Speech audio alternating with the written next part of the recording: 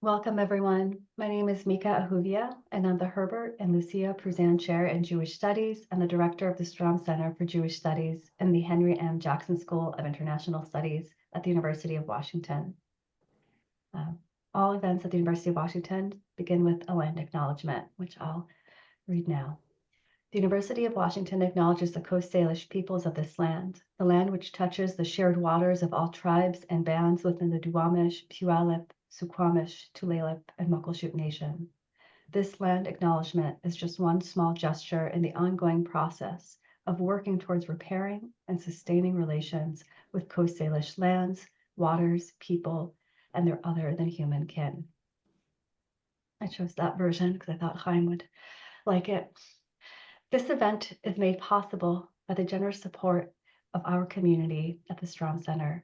Many of you are in the audience today, and on behalf of all of us, thank you for your generosity. Today's talk would also not be possible without a group of professionals at the Stroum Center who work every day to bring quality, thought-provoking, and academic programming to new audiences. Those professionals include Elia Vinacour, Kara Schoonmaker, Grace Elizabeth D., Jenny McCollum, Joanna Berger, and Kohana Isaka. Each panelist will have about 10 minutes to share their remarks, beginning with Joel Migdal. Joel Migdal, as many of you know, is Professor Emeritus at the University of Washington, visiting professor at the Hebrew University of Jerusalem, and a library fellow at the Van Leer Institute in Jerusalem. At the University of Washington, he was the Robert F. Phillip Professor of International Studies and the founding chair of the International Studies program. Professor Migdal was formerly Associate Professor of Government at Harvard University and Senior Lecturer at Tel Aviv University. Among his books are Strong Societies and Weak States, State in Society, Through the Lens of Israel, The Palestinian People, A History with Baruch Kimmerling, and Shifting Sands, the United States and the Middle East. He was awarded the University of Washington's Distinguished Teaching Award and Graduate Mentor Award, as well as the Washington State Governor's Writer Award. He is past president of the Association for Israel Studies. Thank you for agreeing to lead and moderate this talk, this panel. Joel, go ahead. Thank you. October 7th of last year was one of the hardest days of my life. Sirens went off early in the morning. We ducked into safe rooms multiple times. There were reports of massacres coming pretty quickly. And then the devastating news that Hayim was missing, followed by the crushing report that he was murdered in his home in Kibbutz Cholit. So my extreme appreciation goes to the Stroum Center, enabling us to properly remember Chaim. And I especially want to thank Mika and Grace for all they have done in organizing this event. I also want to thank for sharing their thoughts, and we'll hear more about them later, Yoav Duman, Liora Halperin, Francis Abugbilla, Jim Wellman, and Hayim Katsman. So I first met Chaim when I was teaching a course for graduate students at Ben Gurion University when I was on leave from the University of Washington. And I was so taken with him, I convinced him to come to Seattle and do his doctorate in the relatively new Jackson School Ph.D. program. He and I were in Israel together as he finished his research for his dissertation. And one of my many regrets, I have to say, is that I did not get a chance to take him up on his invitation to visit Cholit, his kibbutz on the Gaza border. Even as he was beginning to build a career in academia, Chaim also worked as a car mechanic at the Grizzly Garage near his beloved kibbutz. He then became the head gardener and landscaper at the kibbutz. He took an active role in the governance of the kibbutz. He served as a DJ, playing Israeli music and Palestinian music together, and went to the West Bank to serve as a witness against the atrocities being committed by settlers against Palestinians. And through all this, Chaim began a productive academic career. Chaim's first research was on Rabbi Yitzhak Ginsburg. The research was his master's thesis and later was published as a journal article entitled Reactions Towards Jewish Radicalism. So how did Chaim hit on this topic of Rabbi Ginsburg? While working as a mechanic at the garage, he noticed that many of the bumper stickers on the cars of religious Jews in the area had a website, The Way of Life. He followed this website, this web address, and he discovered it was the website of Rabbi Ginsburg. And what he found was startling. Unlike most of the rabbis in the nationalist religious sector, Ginsburg did not revere the state and its institutions in the years before 2005. I'll come back to this, the significance of this a little bit later. Those rabbis saw the rabbis that he opposed saw the state as a harbinger of the coming of the Messiah. Instead, Ginsburg, who was born and educated in the United States, said that religious Zionists should build alternative institutions, do away with the state institutions, including, he felt, a monarchy instead of democracy, and only that will bring the Messiah. Ginsburg also had a reputation for promoting and supporting violence, encouraging his students, disciples, to engage in what was called price tag attacks against Palestinians. Ginsburg argued that spilling non-Jewish blood was less of a sin than spilling Jewish blood. Chaim was both appalled at what he was finding and also very intrigued by Ginsburg and his ideology and the influence he had. He analyzed how publicly other rabbis in the Zionist movement distanced themselves from Ginsburg, ripping into his support of violence. One rabbi called Ginsburg's disciples thugs. Here's what he said, and this is quoted in Chaim's work. They are a bunch of criminals. It turns out to be a bunch of punks, 30 to 40 guys doped to the top of their heads. Their small society suffers from promiscuity and antinomianism, totally discarding all values of religion and morality. And the way they justify their minimalist existence is by abusing Arabs.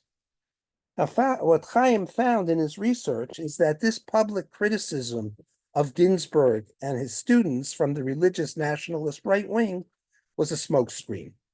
Rabbis criticized Ginsburg to make themselves appear more moderate, while actually agreeing with Ginsburg on many practical questions, such as the need to displace the Palestinians from Israel and the occupied territory.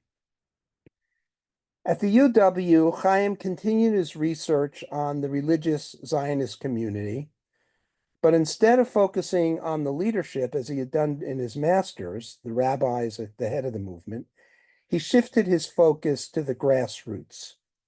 3 communities of people who were relocated to those communities from Gaza when Israel left Gaza in 2005 were his subjects, and these communities were near his kibbutz. He found that these people, while respecting the rabbis on religious questions, often rejected these leaders on practical day-to-day issues. One example was the rabbis telling religious Zionist soldiers to not obey orders to dismantle any illegal outposts in the West Bank. In the end, actually, only a tiny minority of soldiers refused these orders and listened to the rabbis. In Chaim's words, the individuals I interviewed believe that their religion requires them to have an independent mind and think for themselves. Religious Zionism is not a single ideology. The religious Zionist identity is based primarily on social connections, kinship, geographical, institutional, between the members of the group. Finally, one of Chaim's most interesting findings was the impact on religious Zionists of the Israeli withdrawal from Gaza in 2005, which I alluded to earlier. What Chaim found was that the people he interviewed were traumatized by that withdrawal from Gaza. They had been in the Gazan settlements, and when they were relocated into Israel, a major change overtook them. And he began to look at these people and what they were thinking. What he said was that up until 2005, these people believed very strongly in state institutions and, like their rabbis, believed that the state was the harbinger of the coming of the Messiah. These state institutions were revered by religious Zionists. But the withdrawal from Gaza raised questions of how to hold on to this ideology, to these beliefs, to this reverence for the state, when that very state had dismantled settlements in the land of Israel. They began to think that the state is not holy, and they began to seek alternative ideologies. Chaim's final research, which was very interesting, was on the change in ideology in the religious nationalist movement, and particularly the growth of particular institutions which were fomenting a new way of thinking about Israel and conservative thought. What he found was that the movement began to look to American conservative thought, began to solicit huge donations from American conservative billionaires as this new ideology. This was actualized in a number of institutions. One was Tikva, but the most important was the Kohelet Forum. And he began to interview these people. One of the strengths of Chaim's work, which I found intriguing, was his ability to be accepted even by people he deeply disagreed with. And he gave them a confidence that he was going to be a fair interlocutor, and they opened up to him in a way that was truly extraordinary. His research was first rate. He was awarded a number of scholarships and prizes, including the Baruch Kimmerling Award for the best graduate paper presented at the conference of the Association for Israel Studies. I have to say that was very meaningful to me because Baruch Kimmerling, who passed away a number of years ago, was a co-author of mine and also a very close friend. And that Baruch won that award meant an awful lot to me. His research and his articles stand as a living memorial to him, a testimony to a budding scholar who was brutally cut down just as he was professionally coming into his own. May his memory be for a blessing. So I now would like to turn to our other panelists. The first one to speak will be Yoav Duman, who I also know very well and also was a doctoral student I worked with. Yoav is a professor of political science at Green River College and a lecturer at the University of Washington. His teaching and research revolve around the intersections of migration and ethnic conflict, the Israel-Palestine conflict, political demography, and more recently, culinary nationalism were major elements, are major elements of his research. Yoav, I turn it over to you. Thank you, Joel. So I'll just start off with one of the last points that you made, Joel, about Chaim's research about the Kohelet Forum, because I remember probably in 2018 when basically no one had heard about Kohelet Forum, Chaim telling me, look, no one understands my research. No one understands why I'm looking at these people. No one understands why I'm looking at these groups. And as I was thinking about that sentence, I was kind of lamenting the fact that prior to his death, he wasn't recognized for being one of the major contributors to research on the Kohelet Forum, right? Like, I looked at newspapers and there was so many people in the months leading up to October 7th, where there was a big discussion about Kohelet, and all these people that never talked about Kohelet before suddenly were experts. And that kind of just shows sometimes the politics of our profession, but also saying about Chaim, who wasn't someone that would push himself into a TV studio. But now to get to what I want to say, after October 7th, there was a few reading groups. I think Mika and Liora organized a reading group of Chaim's work, and I just couldn't bring myself to participate. Like, I could not. I was so upset about everything. I couldn't like bring myself to sit and read an academic article and think it was just, that just wasn't. And I'm really glad to have this opportunity because it gave me an opportunity to re-engage with Chaim's work at a time when I can think about it and kind of think about his contribution. And I can say that over the last several months, over the last year, I've probably told my wife Hadar over 50 times, I wish Chaim was here so I could ask him, hey, what do you think about what's going on? Is it going to be a hostage deal? What is Netanyahu really planning, right? So I thought I would take these 10 minutes, or probably less than 10 minutes at this point, to talk about what does Chaim's scholarship tell us about this moment. And I'm not going to go through everything. I think he has a lot to say, but I'm going to talk about two questions that interest me in particular. The first question, which kind of comes from Joel's work, is about why did the state fail on October 7th? On October 7th, we see a catastrophic failure of the state. As a political scientist, I'm interested in the ability of the state to be able to govern. And these moments of catastrophe are these moments where the resilience of the state and its ability to provide services and resources to its population are tested. And I think we all have some answers. You know, with the many years of neoliberal policies beginning in the 1980s, program to reform the economy, and the 1995 healthcare bill, and of course, Netanyahu's early 2000s reforms.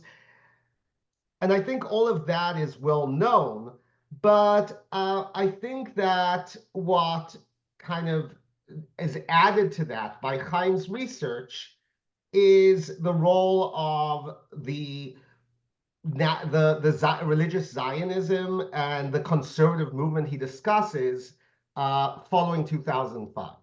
So as Joel pointed out, following 2005, in the post-2005, after the Israeli unilateral disengagement from Gaza, there's a big shift in the religious Zionist approach to the state. They start to see, as Joel pointed out, they start to see the state not as a harbinger of bringing the Messiah, but as a threat, as a body that can't be trusted.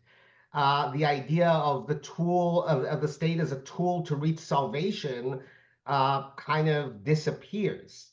And there's a push towards a weakening of the state, thinking of the state as kind of a bad actor. And this is really interesting. So there's this anti-state movement, but at the same time, the religious right is also very reliant on the state. The whole settler project is reliant on state funding and support and resources, and of course, security. You don't have settlements if you don't have tanks, right? So And beyond that, since 1967, settlers had been building up power within state institutions, participating. And that really kind of accelerates after 2005, but also comes of age because all the push from the 1960s onward, suddenly by the early 2000s, a lot of the military generals are religious. People in public service are religious. And what I'm thinking as I'm reading this, that we can maybe see an erosion of the state, both in the opposition to the state from the outside, from, the idea that the state is the enemy, but also by actors from within it. To add this on to the importation of these neoliberal / conservative ideologies by organizations like Tikva and Kohelet, and you just have a perfect storm of an attempt to undermine and weaken the state. Now, I'm not going to go into this too long because I have another point, but if I was kind of thinking, I still have a question for Chaim, even though he's not here. And one thing I'm kind of thinking is, when you think about this libertarianism that Kohelet is pushing, is this libertarianism, is this true libertarianism, or is it, let's call it opportunistic libertarianism that's more about allocation of resources, right? Politics, we're told, is who gets what, when, and how. And the question is, was this an attempt to kind of weaken the welfare state and weaken other functions of the state in order to allow more resources to be allocated to the in-group, to the religious Zionist groups? And that's a question that I would ask Chaim. And another thing I was wondering, and this is something that he didn't touch on, I'm sure he would have going forward, is the ethnic dimension. A lot of the people that get resources from the state will leave, minorities alone. But let's talk about Mizrahi Jews, right? Mizrahi Jews tend to maybe get more resources, welfare resources from the state, while the leadership of the religious Zionists are all Ashkenazi.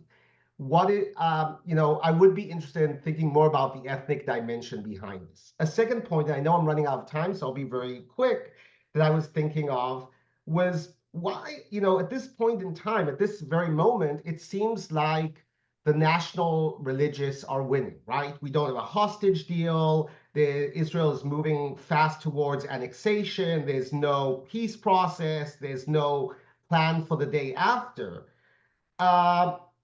So what does Chaim's work tell us about this outcome? And I want to focus on the groupness that he talks about. Joel already mentioned that he sees the religious Zionists as this group with strong institutions, norms, social networks, etc. And in many ways, we can think about this group as being one of the strongest groups, advocacy groups in Israel, right? Or interest groups in Israel pushing their projects. And I slightly disagree with Chaim in that he kind of downplays ideology, but I actually think that there's a big role to ideology here. The overarching ideology that supports territorial expansion, settlements, one might even say ethnic cleansing of Palestinians, has been an overarching hegemonic ideology among religious Zionists that in many ways, in my mind, enables the heterogeneity and pluralism that Chaim identifies within those communities. That allows them to also be a very organized group that can get what they want and to be, to be organized in pushing their interests. And so yesterday, to kind of test this, I looked at election results, and I saw that if we look at election results, even at places moderate religious towns in last election, places like Gimzu, for example, you still see about 70% of the population voted for parties that support radical exclusion of the Palestinians, even either Likud or the Religious Zionist Party and the Jewish Power Party.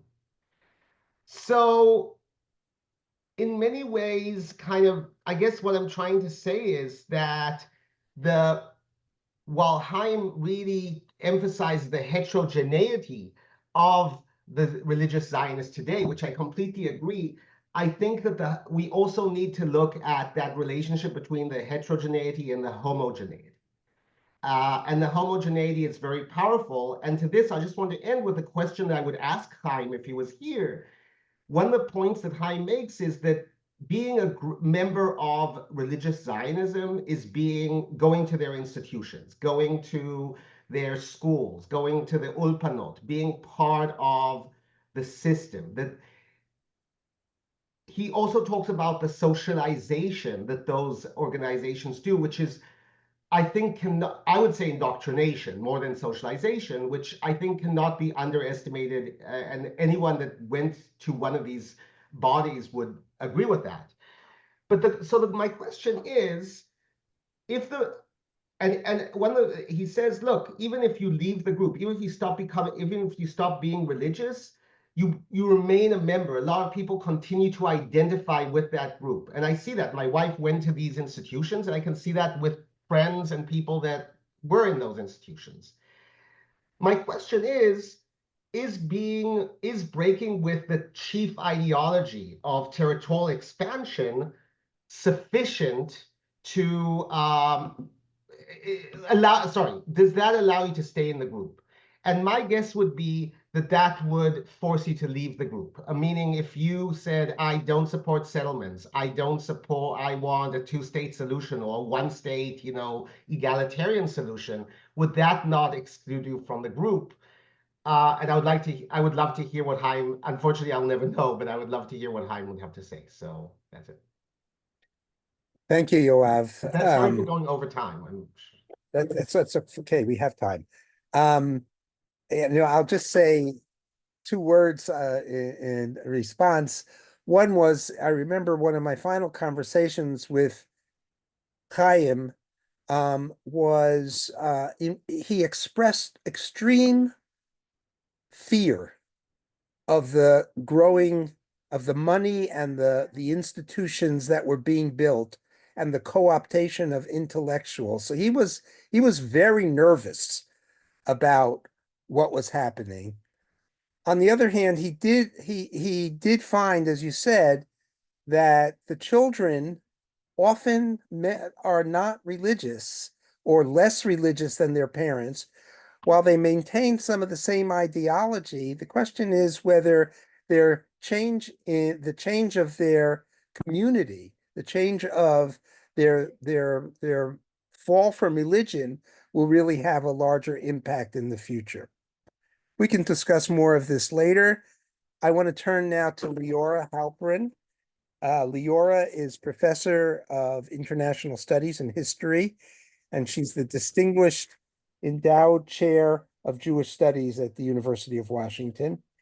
She's a historian of 20th century Israel-Palestine, author of 2 books, The Oldest Guard, Forging the New Zionist Settler Past, which is her newest book, which was published in 2021, and Babel in Zion, Jews, Nationalism, and Language Diversity in Palestine, 1920 to 1948, which received a tremendous amount of attention when it was published. She is currently writing a book about the Jewish communities of Palestine before Zionism and their multiple and conflicting legacies. Liora. All right, well, thank you all in person and on Zoom for coming together. I'm actually across the hall from the in-person event, but I'm in my office on Zoom. Yoav, in his remarks a moment ago, mentioned the seminar that we held to discuss Hayim's work within a week or 2 after October 7th. And I was there, I was moderating that. And I can tell you that it was truly wrenching to discuss his work alongside an empty chair, which Hayim should have been sitting in so he could respond to our comments and questions about his work. And not being able to do that was only compounded the pain. It's hard for me, for all of us, to believe that a year has passed since that time.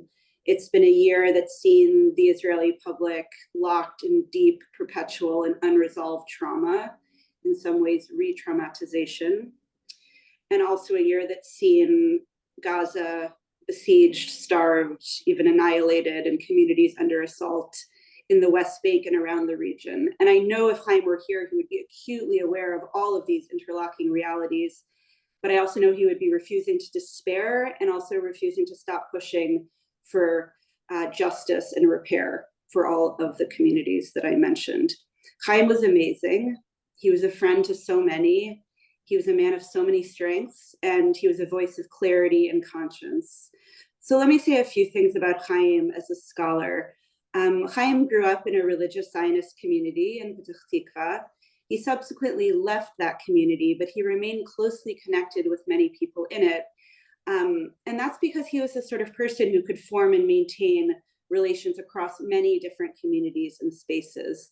And those relationships are what enabled him to do the kind of ethnographic work that required access and open and honest conversations with his subjects.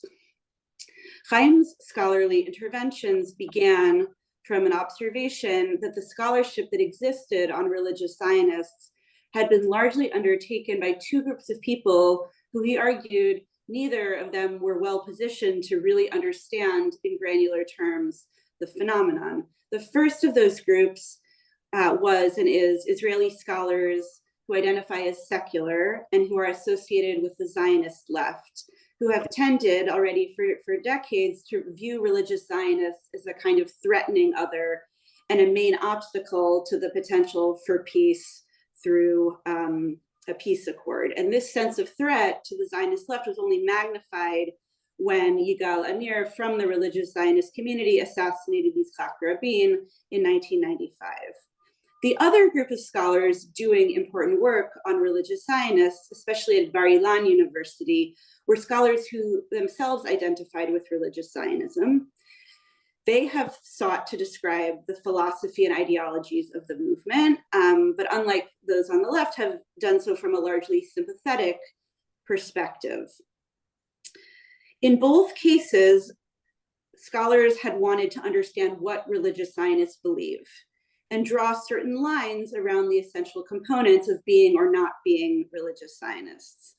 So broadly, Hayim's intervention and innovation was to use sociological and ethnographic research rather than intellectual history or the history of ideas, which I should note he did himself engage in his master's work, to understand the very heterogeneous group of individuals who in fact make up the community of religious Zionists.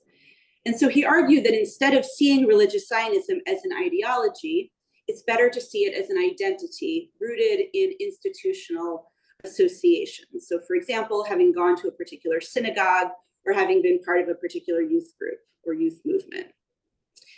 Notably, these institutions were made possible through the specific conditions of the status quo arrangements in which religious Jews were allowed to maintain largely separate educational institutions, right? Since a state religious system existed and exists alongside a secular public school system. And these institutions gained a particular political cast after 1967, after Israel's conquests of the Old City, East Jerusalem, the West Bank, and Gaza, as well as Sinai and the Golan. And some religious Zionists saw this as a messianic sign. And so religious Zionist schools and yeshivas were closely associated, not just with certain ideas about, right, the meaning of being a Zionist, but also with certain material projects, building the most important religious settlements, sometimes called ideological settlements in the West Bank. But Hayim was actually wary of this ideological gloss.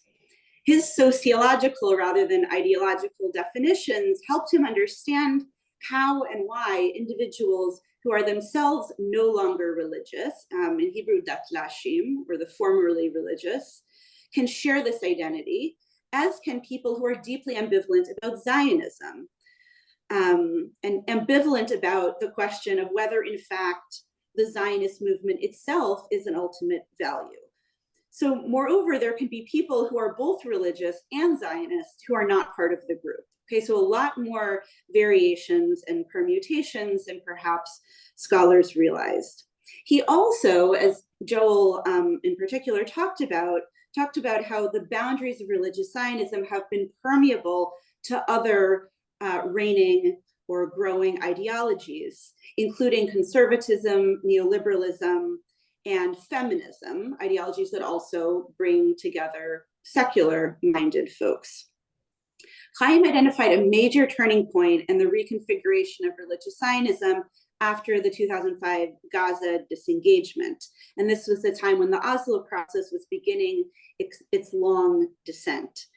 Some Gaza settlers and religious Zionists around the country protested vociferously, but the disengagement did go relatively smoothly. And following that point, then the Hamas rise to power, takeover of Gaza in 2007, the years of blockade, all of this culminated in the events of October 7th. And so Hayim, in sketching out this lineage, not only to 2005, but from 2005, brought us very much up to the moment or components of a moment that was part of the bigger story of October 7th.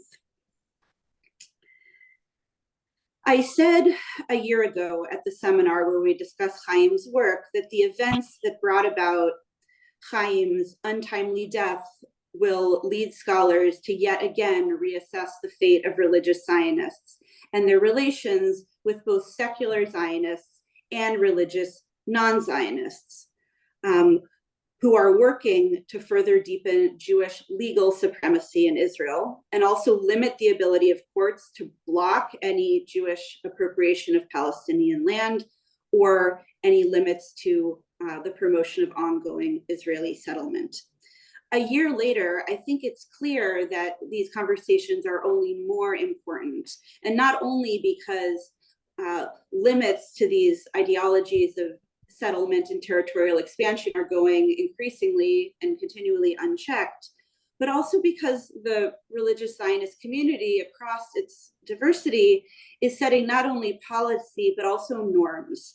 And I think some of the videos that we've seen circulating, for example, of religious Zionists seeming to be studying Talmud in front of a shackled Palestinian detainee, or people celebrating the building of a sukkah or the celebration of Hanukkah inside Gaza, have left an indelible mark on the story of the Gaza assault.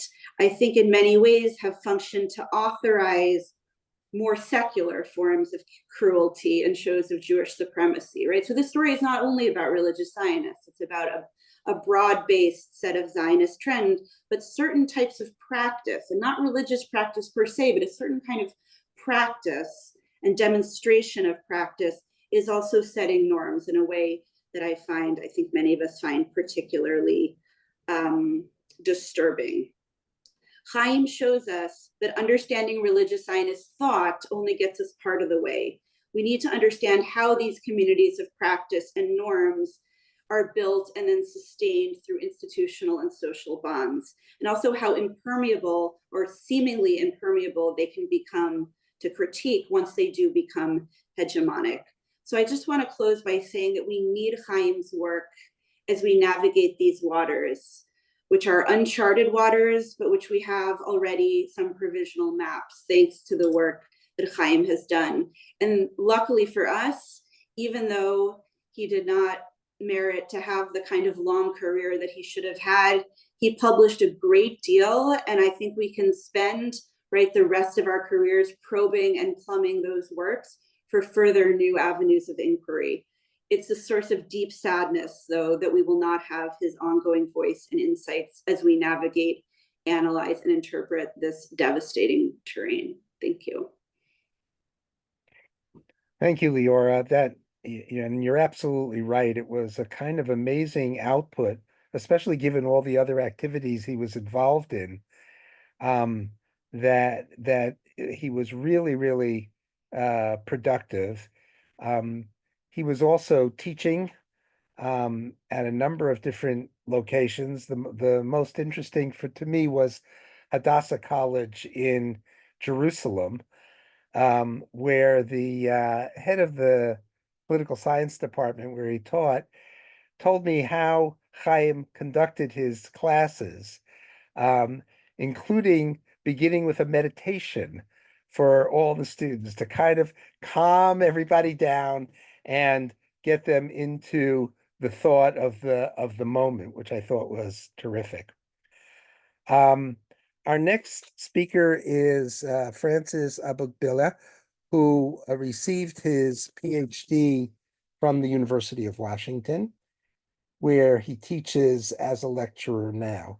His research interests include, but are not limited to, violence, conflict management, and conflict resolution, security.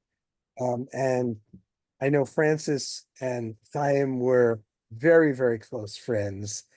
And I also particularly like having Francis here because he was the winner of the Marcy Migdal Endowed Scholarship. And I think that was makes me very, very dear, makes him very dear to me. So Francis, go ahead. All right, thank you, Professor Migdal, and good morning to everyone. As I reflect on my friend, Hayim, October 7 was one of the darkest days in my life. When I had the event going on, I just texted him that, hey, Hayim, are you okay? And I saw that, it marked, but I never heard back from him again. And that was, later on, I got to hear from his uncle, Abraham, that, he was no longer with us. And even to this day, it seems surreal to me. And I just have some few remarks to make about Hayim. I know most of my colleagues will be talking more about his scholarship, and as a roommate, as a cohort mate, and as someone who was very close with Hayim among our cohort members, I wanted to reflect more on his life as a grad student, as a friend, and also his public scholarship and his public intellectual nature. And so this is the four of us. We were four in the cohort, admitted into the PhD program in 2017.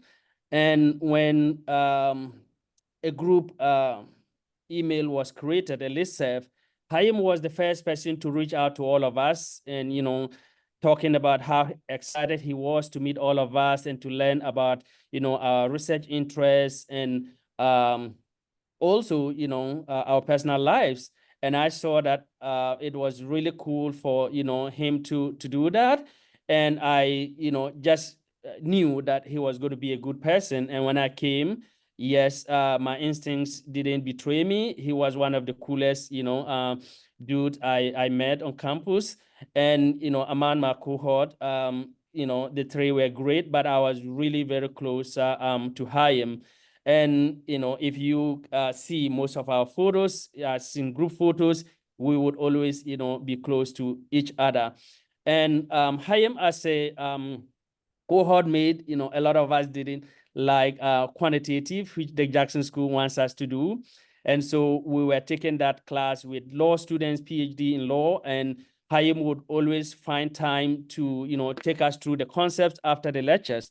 And so he was really selfless and wanted to help all of us succeed as colleagues. And so we were really touched by his generosity and his dedication to helping all of us. And we were really, really sad when we all heard about the unfortunate event. And so Hayim, as I said, was not only a course mate, but he was also my roommate, and we had a lot of good time together. We cooked together, we hiked together. He loved outdoors, and he loved, to be, hiking and jogging. And so he always would pull me along. And as you can see, some outdoor pictures here, the middle one, we went on a hike and we got lost for about 30 minutes. And fortunately, we were able to, find our, route. And, in the house, we would always talk about capitalism. There was no day we wouldn't talk about capitalism in our apartment, to the point that we even said that, academics were being exploited by the capitalists. Why is it that you publish an article and you don't benefit from it, but, you have to pay to access, even if it is your own article? So I even took that question to, my advisor. So, he was really, for the ordinary person, was looking out for, the neighbor, and trying to see that everyone was okay. He would always, want to understand why and why not, in our conversations. And, as I talked about his selflessness, I didn't know how to drive. He used his own car, taught me how to drive. I went the first time, didn't make it. He encouraged me, and then we went the second time. And I got my license. And when he was coming, the last time he was coming, I went to the airport to pick him up. And I really just loved, being around him. Unfortunately, that is no longer something that I can get. And he tried, twice to invite me to Israel to give a lecture at Ben Gurion University. The first one, it was just like with 2 weeks to my departure, COVID hit, and then, Israel closed its borders and I couldn't go. The second time, I was in Berlin, got my passport to the embassy. Everything was okay until the Omicron variant came in sub-Saharan Africa, and I couldn't go again. I wanted to go, and he was really going to, take me all around Israel and, to visit his family and a lot of touristic places. But that couldn't materialize, unfortunately. And, he was also open to learning. I invited him to my church, and he really, had good time there and asked me questions about, church service. And also I gave him a Bible, the entire Bible, and he found interest in reading, the New Testament. So he was someone who was open to knowledge, open to learning, and open to, growth. And within the broader Jackson School PhD community, he was loved by all. This is one of the pictures we had with current students and alumni. And he was one of, the people who would always, bring us together, organize, social hours. And when we had, union organizing for, better stipend for grad students, Hayim was always, at the forefront. Would be like, Francis, he knew all the date. He would be like, Francis, today we are doing this. Francis, tomorrow we are doing this. And we would always look for Hayim.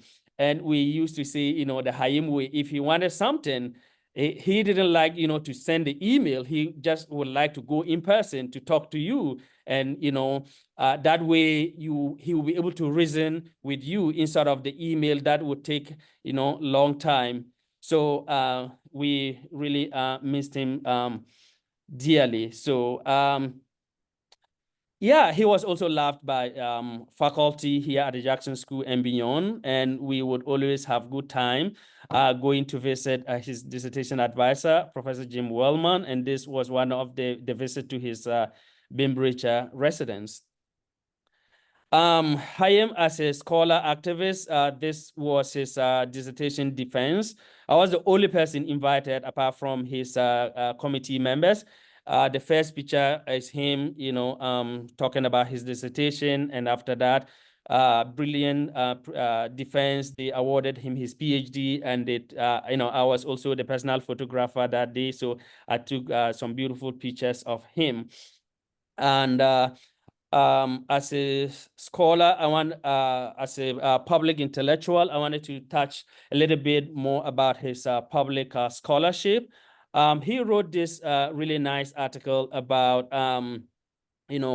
the strike in Israel in 2019, which he saw it as something beyond strike by junior staff, and saw it as an academic freedom issue, where he delved into how the system now doesn't recruit more tenure faculty in Israel, and most of the people who do academic teaching are adjunct and grad students, and because they are adjunct and they don't have full tenure, their job security is in limbo, because they cannot express themselves the way tenured faculty would be able to express themselves, because if they do, they will be sacked. And he was against that. He was a vocal critic of that system, where over 70% of the work done in terms of teaching is done by only adjunct and grad students. So he saw it as unfair, unjust. And this article, was, not out of ordinary, but the Hayim nature of wanting to see that everyone, gets a fair share of whatever is, available to everyone. And so he advocated for, the system to recruit, people as tenured faculty and not adjunct. And I wanted to quote this. This was when Naftali Bennett was education minister. And in his article, he said that Bennett's conservative view of labor relations has largely contributed to his decision to not intervene and resolve the labor dispute, though I worry that the larger context is one where academic freedom is at stake. And as I mentioned, he wanted, people to express themselves against whatever they didn't think was, good for either students or the system or themselves. Okay, thank you, Grace. Yeah, and so as we all know, Hayim was, everywhere in terms of, availing himself and using his talent. He was an academic, a gardener, a farmer, and so he really saw that in his area in the Western Negev, farmers really had a very difficult time, coping with all the things that were going in terms of tariffs, where there were no tariffs to support them. There were no subsidies to support them. He interviewed them and, spoke with them, felt their pain, and thought that one of the best ways was to, put that into writing, so that hopefully it could get to the Israeli authorities to ensure that farmers were getting a better, service, or, getting dues for, their labor. And so he, advocating that instead of bringing, foreign workers, why don't the Israeli government allow them to employ Gazans? That will be cost effective, and it also, builds relations with them. And this is a quote that I wanted to cite from that article. He said that first, by employing Gazans, it will end the reliance on the costly foreign labor from Thailand. But more importantly, it can bring people together and perhaps mitigate both sides' interests in another violent conflict. And so it seems that he was a prophet and foresaw this particular conflict that started last year, and still, we don't know where the end is. And so his advocacy was, to build that relationship with Gazans, so that the more you know your colleague, the better it is for coexistence. And so Hayim was, a peacemaker who would want to bring people together. And when he passed, I got, emails from some of his students, expressing how he was, helping Gazans even come to Israel to get treatment and all that. And I would say that perhaps we have lost, his family has lost, but also Palestinians have also lost a big supporter. Beyond his scholarship, Hayim, as I said, was someone who would want to ensure that, the less privileged would have the opportunity to enjoy a better life. And as Professor Migdal mentioned, I was the 2018 recipient of the Mercy Migdal Fund for Educational Equality, where I bought a solar panel, a battery, and an inverter for my home village in Ghana that doesn't have electricity. So I sent it to the middle school to electrify it so that they could learn computer. This was the donation I made to the school. And when I did that, Hayim was like, okay, so how's the scholarship? How's the project going? How about the middle school? Can we do something about that? And then in 2019, he helped me to raise funds to buy more batteries, more solar panels, to expand the solar project from one, roof to many roofs, to electrify the middle school, the library, as well as the teachers' residence. So his scholarship was beyond, academics. He went on to, to provide practical support to, people who need it. And, this support, he organized his family members, his friends in Israel to donate. And his mom, who we'll be talking shortly, was also one of the donors to this project. So Hayim was more than just a scholar, and I would miss Hayim dearly. And as I reflect on his life, I just think that he foresaw, some of these issues with the current conflict. And I wish that he was there for me to ask, what he thinks about, the issues. And he was someone who would update me on Israeli politics, culture, everything on daily basis. So I will miss that dearly. And I hope that, he's with his maker, resting in peace for all of us to join him one day. Thank you. Thank you, Francis. First of all, I think your pictures show very nicely that Chaim never could settle on a hairstyle. But beyond that, he did tell me that he was so looking forward to having you come to his kibbutz and also to Israel more broadly. It was a dream of his. He also invited me to go down to his kibbutz, and it's one of my great regrets that I never actually was able to do that. Yeah. I still hope that one day I can come and then, visit his kibbutz and his family. Yeah. Yeah.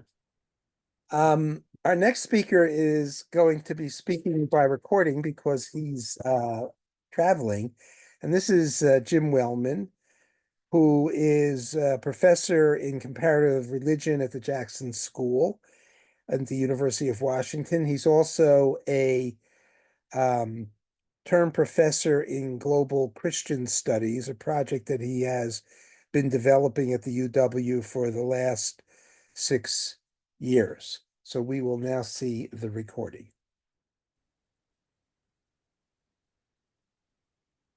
Good evening. I am here to speak about my friend Hayim Katsman.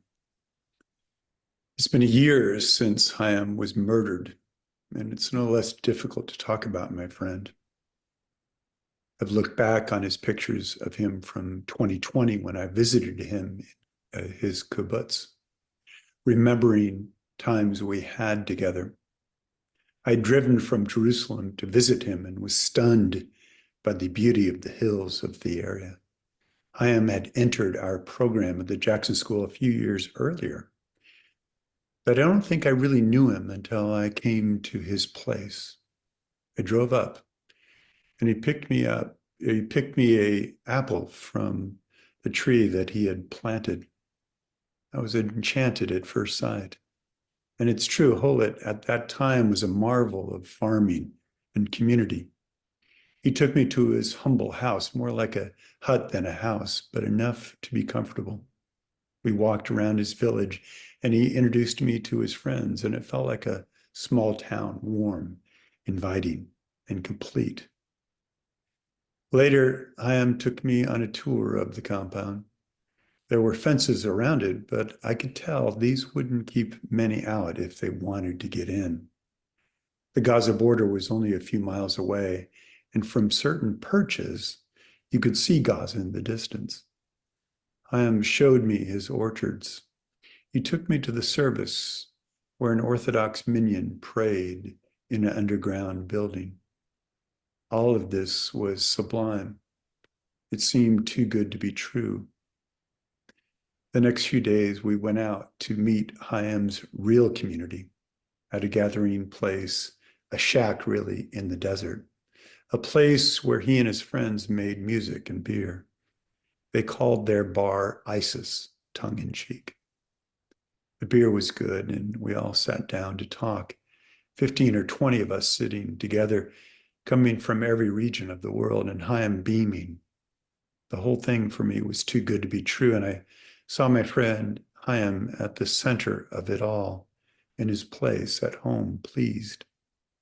It is a moment that I will always cherish. In leaving, of course, I didn't think this would not last. And yet, of course, the tragedy of October 7th changed everything, changed our world, took a beautiful village and turned it into a nightmare. For me, Hayim's death is tragic and cruel, taking a man who was always about peace and reconciliation and silencing him. For sure, when he first started at our program, there were a lot of fits and starts, but Hayim worked through it and finished brilliantly. I must say, the real fruit of his work came out only recently with Hayim's new journal article written with Guy Pen-Porat called Religion and Politics in Israel, Boundaries and Values. Reading this article showed a maturity and a capability in Hayim to use his skills and his mind to open a way of thinking about religion and politics in Israel. It is a stunning piece. I think this article, more than anything I've read, makes sense of how religion influences and matters in Israeli life. As they write, accordingly, religion helps separate not only Jews from non-Jews, but also good, i.e., traditional and committed, from bad Jews, secular and detached. This separation, first, has become an essential tool for political parties claiming to represent the Jewish people. And second, consequently, places severe limitations on secularization and secularism. That is, Israel, to be itself, needs religion. As Hayim argues, really to be itself. And he further says, first, religion provides the national movement with unifying symbols, rituals, some secularized, and history. Second, national boundaries and questions of belonging adhered to religious principles of matrilineality and conversion. And third, territorial claims were based upon historical continuity, the Bible, and a divine promise. Hayim is, of course, aware of the secularization process in Jewish life. But at the same time, religion is used to rationalize identity and secure a politics that would hold. Hayim and Porat are not naive about any of this. Religion uses politics, and politics uses religion. But nonetheless, the cohesion enables both to maintain power and to move the state forward, forfeiting the secular liberalism of secular elites and moving the government in a conservative direction, ensuring Netanyahu's power and enabling a growing number of religious Zionist men to serve in the military combat units in the top command of the military that has led what has been described as a theocratization of the military. Moreover, Hayim keeps track of not only the rise of conservatism.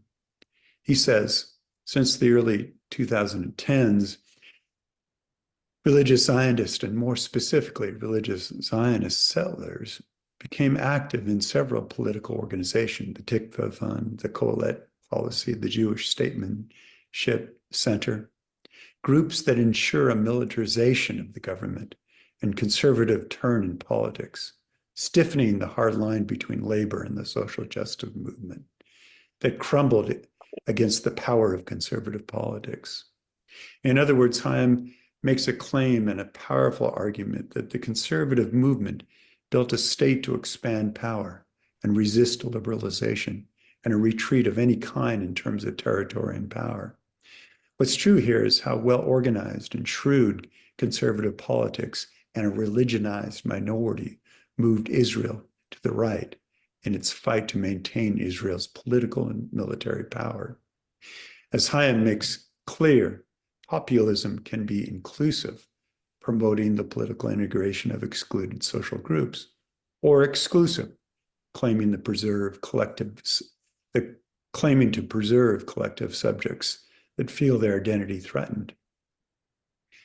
Religion can be a way to demarcate boundaries of the people and separate them both from others, foreigners, and secular elites.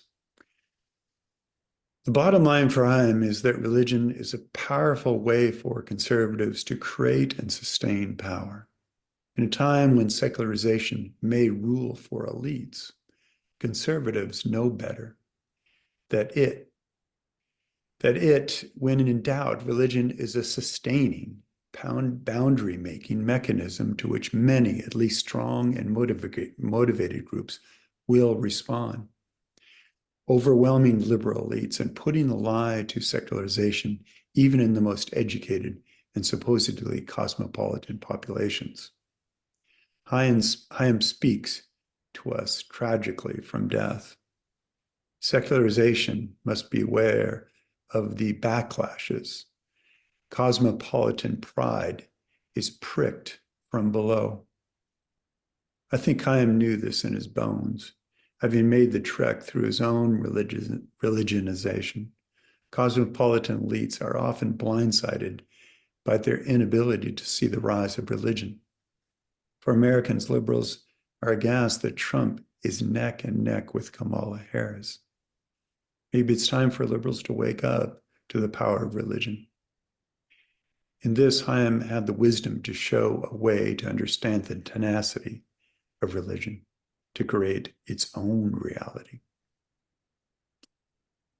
Thank you, and blessings on all those who are part of Hayim's family and their friends. Thank you. Thank you, Jim. Our last speaker is Hayim Katsman. She was born in Cincinnati, moved to Israel in 1990, now lives in Jerusalem, around the corner from me. She is the resource development coordinator for the Center for Women's Justice, an advocate for abuse victims, a writer, and the mother of Hayim Katsman. Hannah. Hi, good. For me, it's evening. Good evening, everyone. Good day. I have spoken with Joel and others about the difficulty of being asked to speak again and again. And for this talk, I hadn't prepared any anecdotes about Hayim, but I thought of a couple that I'll share with you. One about Francis mentioning that he spoke about capitalism, and of course, Hayim living on a kibbutz, which was founded on principles of Marxism, was quite interested. And at the memorial held for the members of the kibbutz on October 7th this year, his friend read something he had written, that Hayim had written for the newsletter of Chalit. And it was just about that topic and about whether one can live freely on a kibbutz. And of course, Hayim was, as I said at his funeral, was an example of someone who remarkably at his young age still was able to live in a way that he chose to live and to work in the way he wanted to work, and by his values as much as possible. Obviously, no one can completely live by their values. We all have contradictions, but Hayim really very intentionally thought about how he wanted to live and how he wanted to spend his time. And it's quite amazing how he succeeded in my eyes. I'll tell another incident about, he mentioned, Francis also mentioned that Chaim helped, and of course he was an excellent student and he helped his friends. And one of his close friends also mentioned here about how he kept his friends this was a friend from kindergarten who lived in the building next door to us when he was growing up. And he wrote some of his memories of Chaim, and one of them was that he tried to copy from Chaim's tests, and how Chaim had terrible handwriting, and Chaim knew, I know that he was he knew he wasn't supposed to cheat, and I don't know if he ever cheated, but he was a good student, like I said, but I'm sure he was uncomfortable that his friends wanted to copy from him. I don't know how he resolved it, but he had terrible handwriting.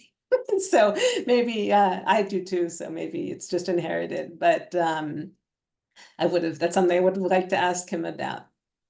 Okay, and thanks, Francis, for mentioning that project. I've never been more glad to have donated to some, request. Then I'm very happy that I was able to contribute. Okay, during the course of this remarkable year, our son Chaim has been memorialized in dozens of articles, events, and videos. We're especially honored that of the 3 victims of October 7th mentioned by Vice President Kamala Harris this October 7th, she included one who was an academic who studied in Seattle, a peace activist, and grandchild of Holocaust survivors. But most of the events this year focused on Chaim's academic work, and many of you have been involved with some of these efforts. So I'm going to give a partial list. I think will show how broad his influence was. Shortly after the attack, of course, Francis and Liora and others from Washington organized a vigil at the University of Washington to honor the Shloshim, or 30 days after Chaim's burial. Professor Joel Migdal gave a talk to my community in Jerusalem, summarizing the 3 themes of Chaim's scholarship. He complained about how long it took him to write it up in Hebrew, but I think this initial effort served him very well in the course of the year. Okay. In November, the Azrieli Institute of Israel Studies launched the book Settler Indigeneity in the West Bank, edited by Rachel Feldman and Ian McDonegal, and featuring an article by Chaim. And this event was dedicated to Chaim. In December, the Political Science graduate departments in Israel held a webinar in memory of Chaim, led by David Levy Faurer, with me, Guy Ben Porat, Chaim's advisor at Ben Gurion, Doron Schulzinger, and Joel Migdal. In June, the Association for the Study of Religions in Israel, led by Shai Ferraro, dedicated the opening panel of its annual conference to Chaim's memory, including a loving tribute by Jim Wellman, which also was recorded, and it included a lovely poem that Jim wrote. And I believe that was he read the poem at the vigil that I missed. In July, the Hadassah Academic College held an event in Chaim's memory with a short film created by students who were awarded scholarships via an initiative by Doron Schulzinger, the head of the Department of Political Science and Communications at the college, where Chaim taught. Many of Chaim's former students attended and shared memories of him. One of the ones who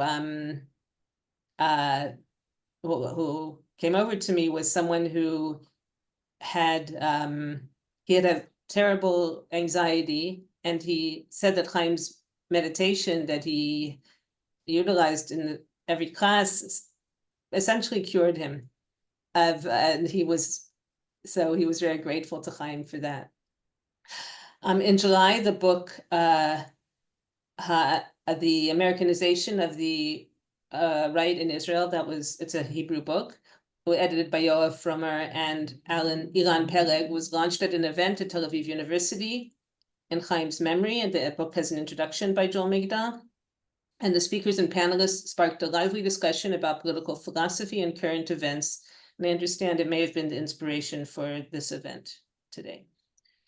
A few weeks ago, Hila Dayan dedicated her panel at a conference on 100 years of the Zionist project, of the Zionist right, to Chaim's memory. She spoke about the significance of Chaim's unique perspective as reflected in his article in Settler Indigeneity on the West Bank about 3 religious Zionist communities in the Chalutza Sands in southern Israel. 2 days ago, Ori Neumann organized a session at the Van Leer Institute commemorating Chaim and 2 additional scholars who were killed on October 7th, including one who also lived in Chalit, as part of a conference on political thought in Israel. And 2 journal issues included articles by Chaim were dedicated to his memory, a special issue of Politics and Religion Journal on politics and religion in Israel, guest edited by Yoav Peled, and containing an article by that Chaim wrote with Morty Miller, and the spring issue of Shofar, edited by Shaul Magid, with an article about the founder of the Israeli organization Kohelet. And of course, in addition to the Hadassah Academic College Scholarship, the Stroum Center offers now an annual fellowship to allow graduate students to do research in Israel. And apologies if I've forgotten anyone. Each of these initiatives and events has put me in contact with many people who deeply feel the loss of Chaim as an individual, friend, and colleague, and who valued his academic work. We found them enormously comforting. As Yoav Neumann said this week, while we have lost so much, the communities that our loved ones belong to are still functioning and will continue the work that they have left undone. On behalf of Chaim's family, I want to thank you all, not only for planning and participating in these events, but for making the effort to include us in your communities throughout the year. I want to especially thank Liora, Mika, and Joel for their ongoing efforts and support, to Yoav, Jim, and Francis for speaking, and to all the staff at University of Washington who helped produce this event. Special thanks to Liora for preparing the file with Chaim's published writings, which I have shared numerous times, and I know others have too. One person told me she shared one of the articles, she thinks she shared it 100 times. May we all continue to learn from Chaim about maintaining our values of equality and democracy, even during a period of conflict, polarization, and violence. Traditionally, during the holiday of Sukkot, which begins tomorrow evening, the Jewish people honor the 70 nations of the world. May this holiday see all the hostages and displaced people in a Sukkot Shalom, a tabernacle of peace. May we see cooperation among all nations and peoples. May it be the beginning of a new period of listening, mutual respect, and an aspiration to genuine peace and justice in our region. Thank you, Hannah. That was beautiful. There really have been so many meaningful moments over the last year, and in some ways they bring us joy, and in some ways they're so difficult for us to endure. I'm going to tell just a little story, and then I want to ask a couple of questions of our panelists. And Mika, you can come in here too. The story is about capitalism in academia. And actually, I was once paid for an article that I wrote in a journal. This is in journal World Politics. It's the first article I published, and it was the only article through my career that I was paid for. And I proudly told my father-in-law about this, who was a true capitalist and a business person. And he said, "Oh, you got paid. That's fantastic. How much did you get paid?" I said, $50. He said, "Oh, okay, that's all right. How long did it take you to write the article?" I said, 6 months. He said, "That doesn't work." So there was a question raised in the chat about the issue that you raised, Yoav, of ethnicity, and to what degree ethnicity really plays a role in, and is the elite Ashkenazi? I mean, the questioner asked if Ben Gvir is one of the leading figures now in what's going on. Can we really make this ethnic division? So I'll start with you, and maybe some of the others will chime in. So I actually responded privately to the question, but I will say that I think that Ben Gvir is the exception. I think that the leadership, I think it's changing. So about almost 20 years ago, I was working with Yagid Levy on the issue of why are there very few Mizrahi Jews in West Bank settlements. He went and it was and I think that is changing. I think that in general, as I was contemplating Hayim's work, I was thinking in general about how Mizrahi traditionalism is in some ways combining with religious Zionism, but I still think there's a boundary. So the question of Ben Gvir, I think Ben Gvir is an exception. I think Ben Gvir represents the more kind of maybe the elite of the hilltop youth, but definitely I don't think that he would be seen as the elite within the settler movement, although his ascendance might represent, a shift that's happening within the settler movement where people, more Mizrahi Jews do rise to prominence. But I actually see, and even if we look today, going back to, and I think this is something that's underappreciated in Hayim's work, the role of schools and in socialization. I mean, those are hotbeds for ethnic discrimination. I mean, anyone who's gone through the Mamlachti Dati system in Israel knows, especially, in my generation of the 80s and the 90s, they're separate classes from Mizrahi Jews and Ashkenazi Jews. It's a much bigger issue than in other groups. So, and kind of thinking about it, these American, wealthy American Jews, together with their relatively, upper middle class Ashkenazi allies in well-to-do settlements, and he gives a long list in one of his articles of all the people involved, try to divert money away from the welfare state at the same time that the resources they're getting from the state, who are disproportional, are not coming from the welfare state. They're coming through security, they're coming through education, they're coming through political clientelism and patronage like we see today, right? So, going back to why are they winning, just look at how all the ministries that are supporting settlements have not been cut today, right? So, I mean, I've kind of diverted away from the thing, but I do definitely think that there's an ethnic dimension. I'd be glad to hear what other people think too. I'm sorry for going on this long tangent. Liora, you've written on the earlier periods, and I wonder if religion played a role back then, or is this something that has just grown over time? Yeah, it's a great question.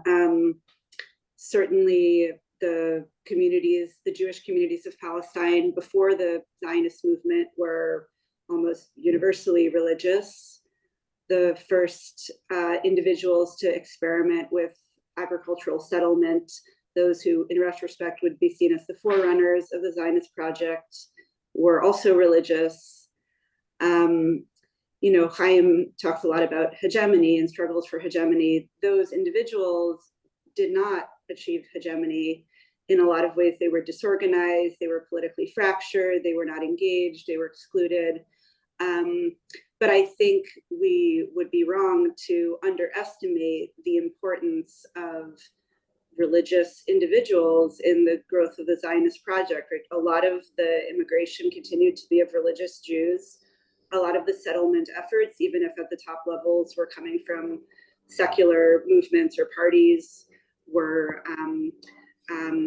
done for the purposes of housing religious communities. And I think we also shouldn't underestimate the extent to which religious concepts, even when secularized to be part of a secular Zionist ethos, still maintain their kind of religious, their apocalyptic thorn, right? To use Sholom's comment about the Hebrew language, right? It's there. It's something that can be accessed and has been accessed as a source of symbolism, as a source of legitimacy, justification by religious Jews in Israel, religious Zionists, and also by different strands of secular Zionists. I think that 2 points that Chaim made, in some ways they're in tension with each other and in some ways reinforce each other, are really important. One was the heterogeneity of the communities, which we've mentioned on several occasions. And you see it even with the ultra-Orthodox now, who are often sort of lumped together as a group, but there's tremendous divisions among them, generational, communal, and more, definitely generational. And the other point was that this kind of that while ideology plays a role, in fact, the notion of community and kinship and the kind of bonding that happens through a kind of sociological process is really key. And I just wondered what your thoughts on those two issues are, that I find them very, very powerful. Yeah, I think the sociological power of community to begin with is something that religion has tended to do well, right? If we think about the way that religious communities, right, they require community, practice requires community, it generates experiences that draw people together. In a lot of ways, modern nationalism tries to recreate some of those experiences in a secular key. And I think this speaks to some of the power of combining the intensity of the national experience with the intensity of a religious experience, right? Both can create community, both can create solidarities, but you combine them both together, and I think it has a particularly powerful and, for the people in it, meaningful effect. Yeah. If I can tell another little anecdote about Chaim, when he was about to go off for his research, I asked him, when you go to these communities and speak to these religious Zionist Jews, are you going to wear a kippah, a yarmulke? And we talked about it for quite a while. And he said, I don't think I'm going to. And I said, I think you should. You're going to be in their homes and you should be respecting what they do. And he said, yeah, but I have to respect myself too and who I am, and they have to know who I am. And I thought that was actually very telling about him. Joel, I just want to build on that. I was thinking a lot about, building on this idea of ideology, and I think that Chaim did make this point. I just don't think he made it explicit, that there is this overarching, let's call it territorial expansionist ideology that does glue people together, even if they leave these communities. And, I presented a question earlier. If you leave that, if you give up on that, if you support a two-state solution or one-state solution, does that exclude you? And one thing I was thinking of, maybe this exposes a blind spot that Chaim had because of his character, because his mannerisms and the way he was able to get himself accepted by all these groups, he might not have been able to identify the boundaries that most of us would encounter, right? So even the fact that he was a leftist and thing, he had that ability to be accepted by groups that maybe other people with similar views might not be. And I don't know if he always and I think, in my mind, I was like, how do you not see that boundary? I think maybe it's his character. I don't know if it's a character flaw. It's a positive character attribute, but I think that also made it difficult to see how, other people might be shut out. That's true. And I think also it also was a tremendous research tool for him as well. So I'm just gonna hand it back to Mika now with one thing that Hannah wrote in the chat, which I thought was very good. So Chaim's grandfather, who was Hannah's father, was a great scholar, Rabbi Wacholder, in Cincinnati at the Hebrew Union College, a great and a central figure in Jewish studies. And Hannah wrote, my father once calculated that he earned 5 cents per hour from royalties from one of his books. And I think he actually was doing very well. One of his students is here, John Campen, who was his graduate student when I was in high school. When I was growing up in Cincinnati, he used to come to our house. Now he's a professor himself at HUC. So Nice. Yes. Mika? Thank you all so much for each of your beautiful tributes. It was nothing I would rather be doing, I think, today and in these weeks than to spend time thinking about Hayim and the priceless things he put out in the world, right? Our work and our scholarship can't be measured in that way. And thank you to the community who showed up to learn about Hayim with us. As has been mentioned, last fall, a memorial fund was created in Hayim's honor. If you'd like to donate to support other students who share his ideals and desire to learn across differences in the Middle East, please visit this link. Please be in touch with us. Thank you all again so much, and may better days be ahead for us all. Thank you. Thanks. And join us in 317 if you're on campus, and otherwise we look forward to seeing you online and in the future. Thank you.